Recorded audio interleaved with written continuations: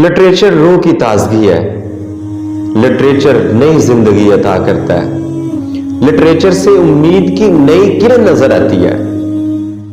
लेकिन क्या करें, हमारा उर्दू अदब, हमारा उर्दू लिटरेचर, हम देखते हैं गजलों में मायूसी है, अफसानों में मायूसी है, नावलों में मायूसी है।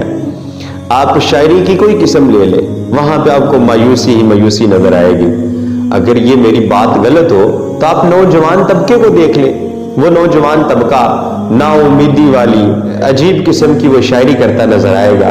फेसबुक हमारी ना उम्मीदी की शायरी से बड़ी बड़ी है। हमारे शार्ट्स जो हैं यूट्यूब पे वो ना उम्मीदी से बड़े बड़े हैं।